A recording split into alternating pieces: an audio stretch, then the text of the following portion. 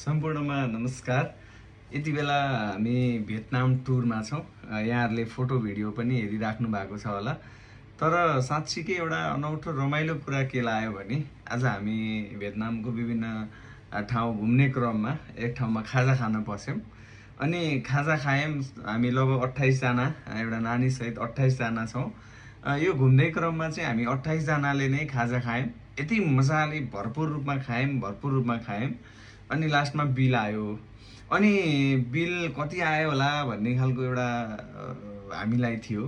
अनि लास्टमा बिल आयो। बिल हेर्दाखेरि हाम्रो बिल चाहिँ 27 जना, एकजना नानी गरेर 28 जनाले खाजा मात्र खाएको 1,46,454 आएको। आम्मा सुन्दाखेरि अचम्म लाग्छ होला है, 1 करोडको खाजा खायो भन्ने लाग्ला। तर वास्तवमा अब यो नेपाली रुपियाँमा कन्भर्ट गर्ने हो भने धेरै छैन है। तर पनि अचम्म लाग्ने कुरा, नेपालमा हजुरसँग 575 रुपियाँ छ भने तपाईसँग कति छ भने यो भियतनामी चाहिँ 1 लाख बराबरको पैसा तपाईसँग हुन्छ। हेर्नुहोस् त, साँच्चीकै मान्छेले मसँग पैसा छैन भन्छन्।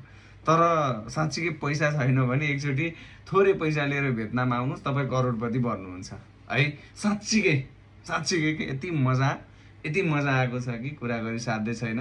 अब आज हामी बल्ल आएका छौँ। भोलिबाट अझ विभिन्न सहरहरू घुम्ने क्रममा छौँ। यो कहाँ जान्छौँ हामीले हजुरहरूलाई प्रत्यक्ष रूपमा अथवा भिडियो मार्फत पनि जानकारी गराउँछौँ। साँच्चीकै भियतनाम एकदमै राम्रो कन्ट्री रहेछ। बुझ्दा हिँड्दा आजको दिनमा पनि एकदमै रमाइलो लाग्यो। अझ हाम्रो आज सुरुवात मात्र भएको छ भने अझै हाम्रो केही समयको टुर बाँकी नै छ। भोलिबाट अझ हामी चाहिँ घुम्ने छौँ। हजुरहरूलाई पनि हामी घुमेको दृश्यहरू देखाउनेछौँ। हामीसँगै जोडिनु होला। धन्यवाद।